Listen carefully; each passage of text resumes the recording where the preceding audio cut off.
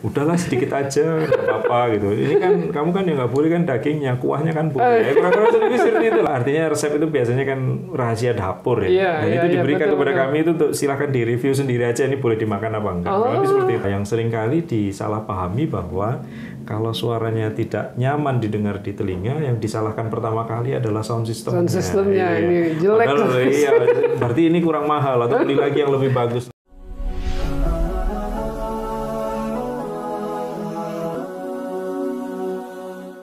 Bismillahirrahmanirrahim. Assalamualaikum warahmatullahi wabarakatuh. Ketemu kembali kita di podcast Pejuang Kebaikan. Kali ini saya kedatangan seorang yang istimewa nih dari jauh-jauh dan qadarullah kita ketemu di sini. Beliau dari Jawa Timur, dengan izin Allah ketemu dan alhamdulillah bisa ketemu di podcast ini ya. Baik, beliau ini seorang dosen akustik dan terakhir ini dapat penganugerahan ya sebagai dosen pendamping terbaik di ITS. Kita sambut beliau ya. Assalamualaikum warahmatullahi wabarakatuh. Pak Dani Arif Fianto. Waalaikumsalam warahmatullahi wabarakatuh. Pak Dani Arif Fianto ya betul ya. Salah bilang. Gimana kabarnya nih Pak? Alhamdulillah baik, semoga sehat semuanya. Alhamdulillah, luar biasa ya. Sore ini kita ketemu dan saya ajak podcast. Ke Bandung dalam rangka apa tuh Mbak sekarang ini?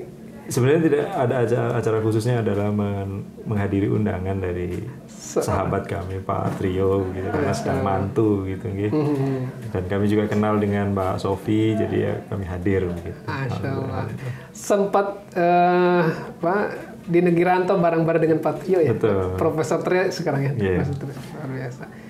Pengalaman berarti di Jepang Pak ya, kuliah Pak ya? Ya, saya kuliah S2 dan S3-nya di Jepang. Ya. Ketemu dengan Dr. Trio dari sana juga ya? Trio, waktu saya datang S2, beliau sudah sedang doktoral ya. Jadi, beliau jauh lebih senior dari saya sendiri. Masya Allah, luar biasa. Alumni muslim-muslim yang tinggal di Tokyo. Ada ininya ya, apa perkumpulannya ya? Ada perkumpulannya. Apa itu namanya Pak? Kalau WA grupnya sekarang alumni PPI Tokodai namanya. Tokodai itu Tokyo Institute of Technology. Dan kami bergabung di dalam WhatsApp grup itu. Masya Allah.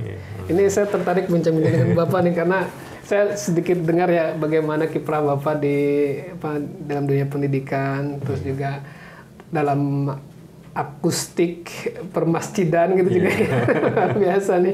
Tapi mungkin saya ingin mulai pengalaman waktu di belajar ya di Tokyo, gimana Pak? Ada pengalaman yang menarik bisa sharing dengan teman-teman? Ya, alhamdulillah. Sebenarnya Tokyo yang kami temui pada waktu itu, kami datang di tanggal 2 April tepatnya tahun 1999. Itu mungkin sudah tidak sama dengan Tokyo yang sekarang. Kalau Tokyo yang gitu ya? Dahulu itu misalnya untuk mencari makanan halal saja sangat sulit, dan memang diperlukan keterampilan khusus seperti membaca aksara Jepang, di mana itu ada indikasi apakah makanan itu halal atau tidak. Nah, keuntungannya adalah di negara seperti Jepang itu bahan makanannya dicantumkan secara jelas, sehingga kita memang akhirnya timbul ini memang semacam kalau orang Jepang mengata-ngatai orang Indonesia tuh, atau sebagian dari kami tuh ini, mau makan ya dimakan aja, jangan dibaca begitu. Ternyata banget gitu. Iya. Ini makan mau dibaca dulu gitu, bukan bahan bacaan, kurang lebih seperti itulah.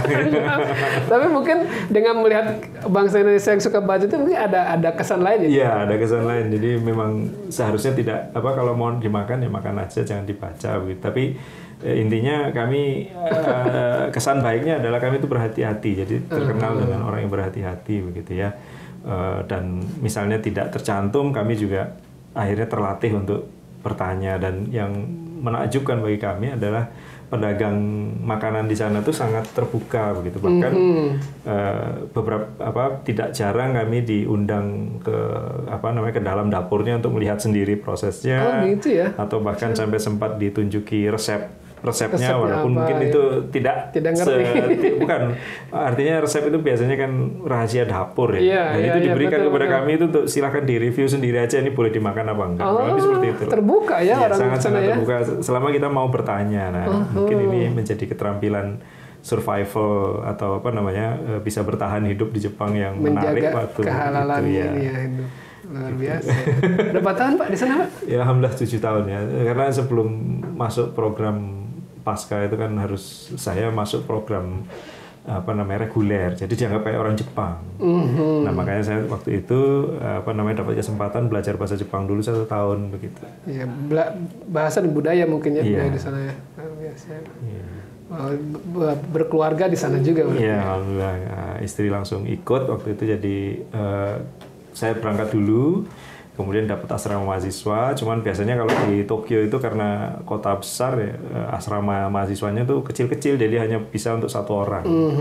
Nah, padahal syarat untuk mendatangkan keluarga tuh supaya dapat sertifikat boleh mengundang keluarga itu ada rumah tinggalnya. Jadi akhirnya saya cari-cari rumah, alhamdulillah cepet dapat, terus keluarga bisa langsung ikut gitu. Ini kalau dari sisi kebaikan ya, kita kan ini temanya tentang kebaikan. Ya.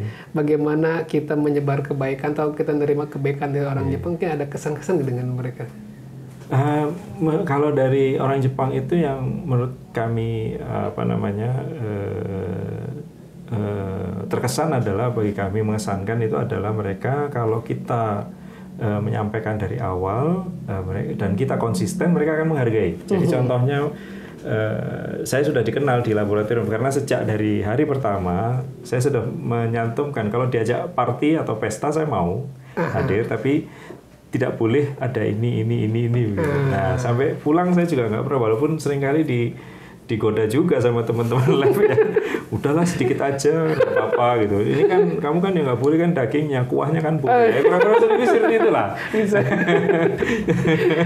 Jadi ya, tapi karena kita konsisten, nah mereka menghargai konsisten itu. Jadi ketika saya kesana lagi di lain waktu gitu, mereka tetap ini ya kakak kelas kita yang dulu nggak boleh ini, nggak boleh ini. Jadi mereka sudah hafal itu. Walaupun saya nggak pernah lagi ketemu anak baru, jadi belum pernah ketemu sama mereka. Tapi jadi memang tantangannya waktu itu makanan ya, cari makanan. Ya, makanan ya. Kalau sekarang udah beda ya udah. Kalau sekarang sudah banyak, bahkan makanan halal sudah menjadi bagian dari makanan di kantin kampus. Jadi tidak sulit sekarang. Makanan halal, bahannya itu sudah tidak sulit. Jadi kami merasakan jauh perbedaannya ketika terakhir kali berkunjung ke Jepang 2019 gitu ya. Iya. Luar biasa.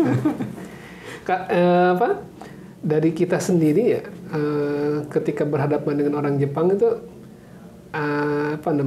kita ada kesan-kesan dari mereka terhadap kita gitu.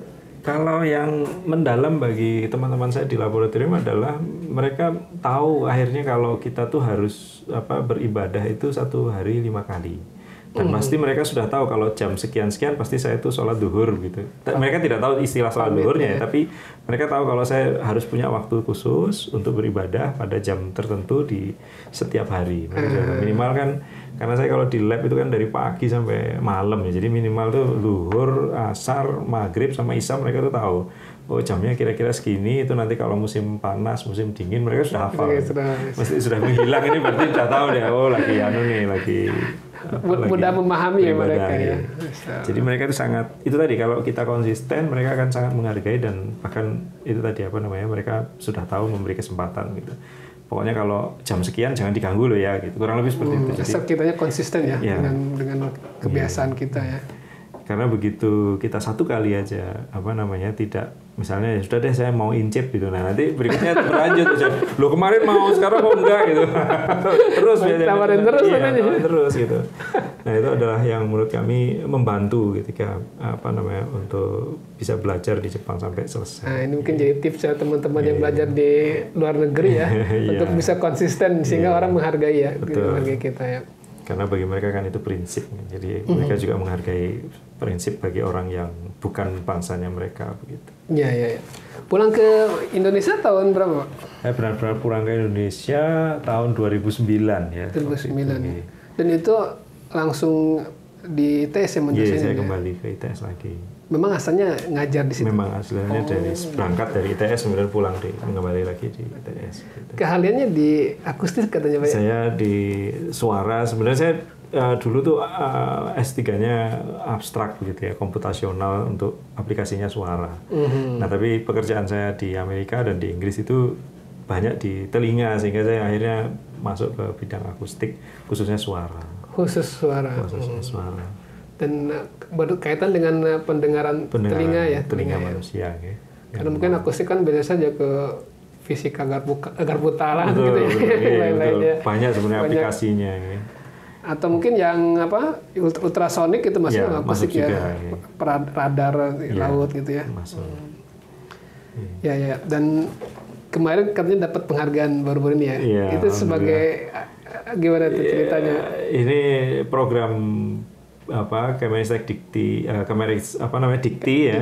Kemendikbud Dikti, khususnya di Direktorat Kemahasiswaan dan Pembelajaran, Belmawan namanya. Nah, ini program untuk mahasiswa itu ada pendanaan penelitian bagi mahasiswa yang disebut dengan Program Kreativitas Mahasiswa atau PKM singkatannya. Nah, setiap tahun kami juga ikut dalam kompetisi seperti ini, mengirimkan proposal, kemudian danai. Nah, alhamdulillah tahun ini kami mendapatkan penghargaan karena proposal kami itu banyak yang didanai, yaitu 5 buah. Karena setiap dosen itu maksimum boleh mengajukan atau sebagai pembimbing itu 10 proposal. 10 ya lumayan banyak, 10. Tapi dengan mahasiswa ya. Dengan mahasiswa tentunya ya. Mereka menjadi motor utamanya, kami membantu dari sisi pembimbingan. Dan alhamdulillah ya dari 10 itu 5 didanai.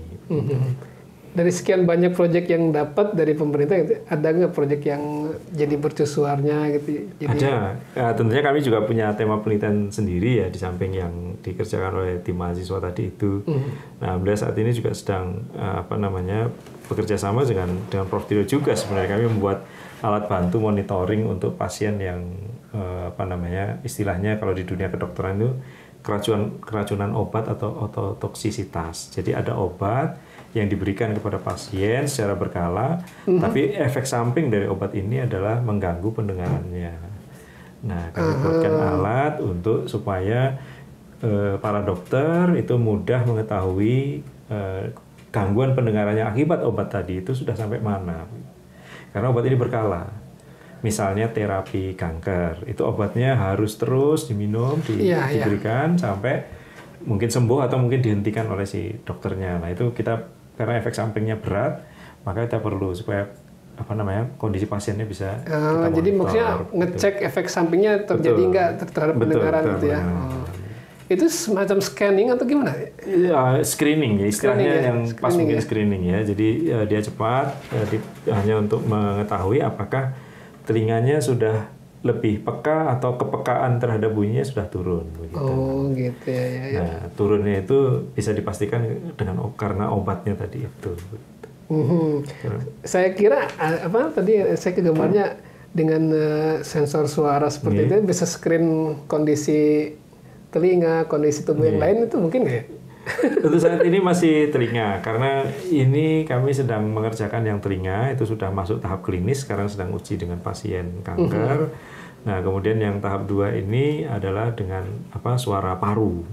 Nah, jadi mudah-mudahan nanti ke depan memang dengan berbasis suara kami ingin bisa memeriksa beberapa kondisi dari bagian dari tubuh sehingga dia bisa diketahui dengan alat yang lebih cepat, lebih mudah. Secara teori memungkinkan ya Pak ya? Secara teori sudah banyak dan sudah ada, kami tinggal bikin alatnya saja. Gitu. Apa setiap fungsi benda tubuh tuh ada frekuensinya itu sendiri ya? Betul, itu bisa dicek dari situ ya.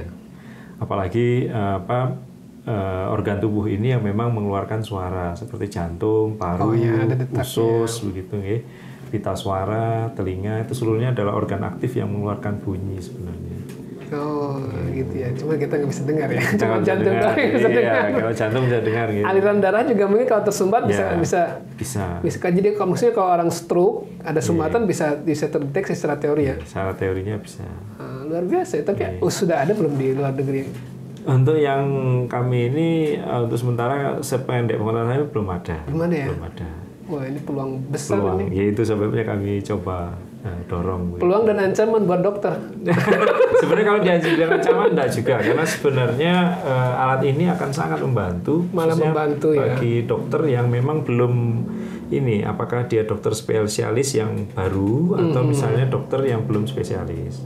Karena kan seringkali sebaran dokter spesialis ini di Indonesia tidak banyak. Masih sedikit. Dengan alat kami ini diharapkan bisa menghubungkan dokter, pasien memudah gitu ya, sehingga dokter yang tidak atau bukan spesialisnya itu juga bisa memberikan saran atau nasihat kepada pasien. Tentunya ketika misalnya kasusnya, kami pernah ini sedang kami kerjakan juga, waktu itu ada kasus nun jauh di sana di Ambon tapi daerah pelosok gitu. Nah, cuman terbantu karena dia ada komunikasi layanan wireless gitu ya dari handphone begitu. Nah, dengan bantuan itu kami bisa menghubungkan dokter di sana yang masih dokter umum ya karena masih penempatan, kemudian dibantu oleh dokter spesialis yang ada di sini sehingga lebih cepat diketahui diagnosisnya tanpa harus ke Surabaya begitu. Luar biasa. Ini menarik ya teman-teman. Saya gini Pak, dulu pernah ada teman nawarin saya periksa check up general. Tapi dia cuma kasih tempelin sesuatu atau yang dua kali itu, yang keduanya kayak timbangan. Cuma berdiri berapa lama, terus nanti di report sama dia oh ini, dan katanya di screening pakai sistem getaran, itu benar ya? Ya. Berarti secara umum sudah ada. Sudah ada. Jadi yang khusus getaran misalnya dia karena pada prinsipnya kan ketika darah ini dipompa oleh jantung ke seluruh tubuh itu kan menimbulkan denyutan begitu ya. Dan itu sebenarnya di seluruh pembuluh darah juga denyutan itu sebenarnya terjadi. Cuman memang tidak sekeras yang ada di rongga dada begitu. Okay. Nah, ini kalau sensornya lebih sensitif begitu, lebih peka begitu sehingga dia bisa menangkap denyut tadi itu. Kalau sensor suara itu sebenarnya ada efeknya sih ke bagian tubuh yang lain? Kalau kami yang sampai saat ini kami sedang kembangkan masih pasif, jadi belum mengeluarkan sesuatu. Belum mancarin. Jadi secara kemarin juga kami periksakan di Balai Layanan untuk Fasilitas BPFK ya, Fasilitas Kesehatan itu mengatakan bahwa alat kami ini masih kategori 3. Artinya non-invasif dan tidak membahayakan, tidak memiliki dampak kepada pasiennya. Karena fungsinya cuma menerima saja dia, mendengarkan saja. Ya. Tidak ada sesuatu yang diambil atau diberikan kepada pasien. Kalau sampai mendeteksi ada benda lain di tubuh, semacam tumor atau kanker, itu kami belum sampai sana. Tapi kalau prosedur yang bagus sekarang kan harus diambil sedikit gitu jaringannya, kemudian diperiksa di lab. Tapi kami belum sana. Soalnya ini bidangnya udah bersilangan ya antara kedokteran dengan fisika gitu. Intinya kami ingin membuat alat yang bisa memudahkan dokter ketika dia melakukan tugasnya untuk menegakkan diagnosis, memberikan keputusan kepada si pasien. Sehat atau tidak, kalau tidak apa yang harus diberikan, tindakan berikutnya begitu. Luar biasa ya, ini fungsi dari ilmu akustik. Kita doakan nih, mudah-mudahan teman-teman di bidang ini terus berkembang dan bisa memberikan manfaat kebaikan dan yang lainnya. Luar biasa nih. Satu hal mungkin yang ini saya dengar dari Bapak sendiri ya, karena beliau sempat menarik nih kebaikan yang beliau sebarkan ya. Beliau sempat membantu sebuah organisasi di bidang sound system. Sebenarnya bukan job beliau, tapi tiba-tiba beliau bantu. Ini salah satu ormas ya, tapi kita nggak sebut. Cuman ini menariknya seorang dokter di bidang akustik mau turun untuk membantu bidang sound system dalam sebuah acara. Ini yang menarik buat saya.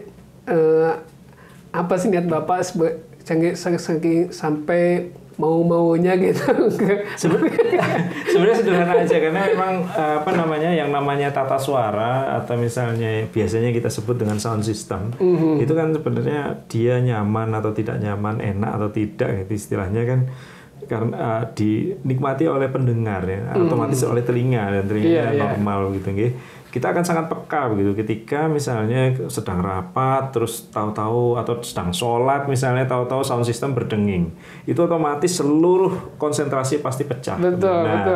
Ya, sebenarnya secara teori kami sudah punya, kemudian ilmunya juga ada, dan bahkan kami ajarkan di kelas begitu ya. Rasa-rasanya kok waktu itu saya menerima tawaran itu dengan senang hati gitu ya, karena memang itu adalah tantangan bagi kami. Masa seperti ini aja nggak bisa gitu ya.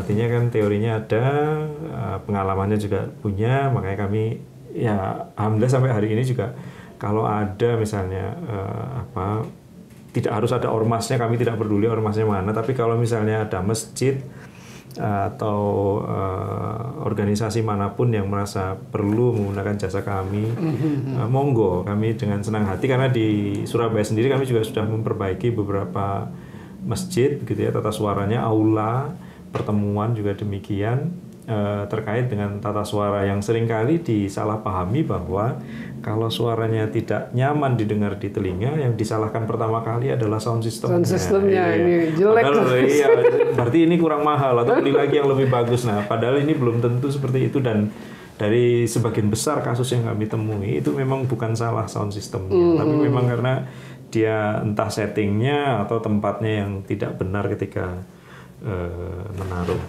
Yang menarik adalah waktu yang tadi organisasi meminta tolong tadi itu, sebenarnya yang saya lakukan sederhana saja. Jadi di ruang aula yang sebesar itu seluruh speakernya dinyalakan. Waktu itu saya coba, mungkin berhasil. Jangan-jangan ini karena speakernya terlalu besar. Iya. Akhirnya speakernya saya buat begini, yang paling depan nyala, sebelahnya harus mati. Sebelahnya lagi nyala lagi, jadi selang-seling gitu, nyala mati, dan alhamdulillah suaranya jadi bagus. Bersih. Tamu negaranya bisa pidato dengan baik dan didengarkan dengan baik pula, sampai yang di belakang yang sebelumnya tidak dengar apa-apa. Jadi alhamdulillah itu merupakan waktu itu pengalaman yang berharga bagi kami. Itu di hadapan tamu-tamu negara ya. Tamu-tamu negara. Jadi kami juga alhamdulillah gitu, pembesar negara bisa menyampaikan pesannya dan semua bisa mendengarkan dengan hikmat begitu. Alhamdulillah. Hal yang kecil tapi sangat membantu nih. Kadang suara itu sebenarnya ngasih efek luar biasa ya, ketika saya pernah sholat dalam satu masjid, suaranya tuh enak banget, bikin kehusuan. Betul. Tapi ada satu masjid megah, tapi suaranya tuh gak nyaman, saling saut gitu kan. Kerasa tuh, aduh gak nyaman sekali. Ini pengaruh suara luar biasa ya. Kami pernah dapat pekerjaan itu jauh di Tarakan sana, itu masjidnya besar, bagus, tapi tidak pernah dipakai untuk sholat. Gara-garanya cuman karena ketika imam membacakan surat itu yang di soft ketiga, keempat itu sudah tidak dengar imam ini baca apa ya.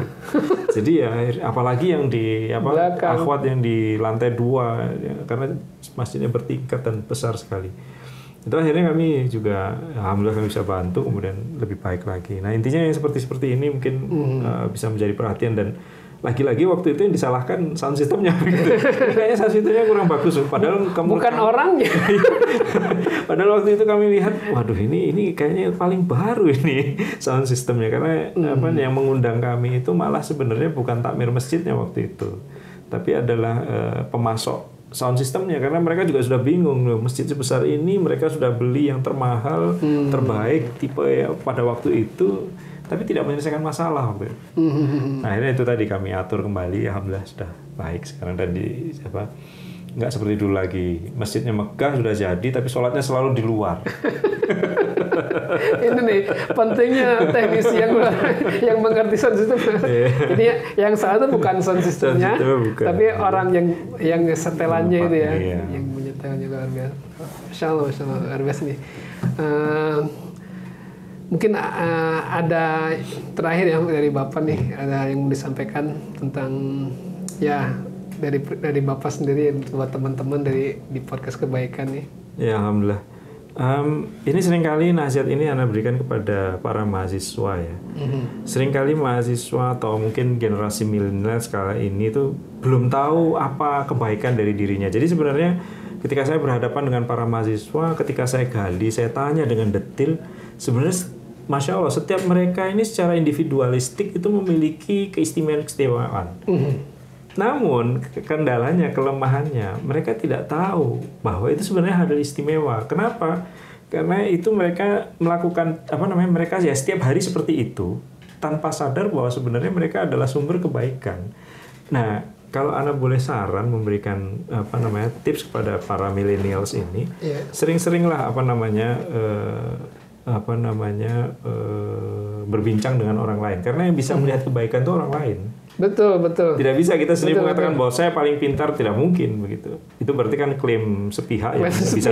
Bisa saja orang akan mencibir malahan berbalik. Tapi saya sangat yakin karena saya dari tahun 2009 sampai hari ini kan sudah puluhan, mungkin juga sudah ratusan mahasiswa begitu yang seringkali kami harus berinteraksi, kemudian kami harus menyampaikan bahwa sebenarnya Anda memiliki keunggulan di bidang ini. Bisa saja dia misalnya orang yang humoris, tapi dia tidak pernah sadar kalau sebenarnya humorisnya dia itu membantu ice breaking ketika tim kami sedang buntu mencari ide. Tapi itu memang tidak dia sadari. Kemudian juga ada yang memang dia sangat-sangat pekerja keras, tapi memang secara akademik mungkin tidak terlalu menonjol ya, tapi karena ketekunannya, kerja kerasnya, itu yang kemudian bisa dihargai orang. Betul. Nah, yang seperti ini yang kalau tidak orang lain yang mengatakan, pasti hampir dipastikan dia tidak akan tahu bahwa saya biasa-biasa aja kok. Padahal sebenarnya dia adalah orang yang istimewa, dan keistimewaan itu saya yakin bisa bermanfaat bagi sekitarnya. Jadi kendalanya itu kadang orang nggak sadar dia itu punya manfaat luar biasa buat orang lain. Betul. Dan baru diketahui ketika berinteraksi orang lain. Iya, Masya Allah, luar biasa ya.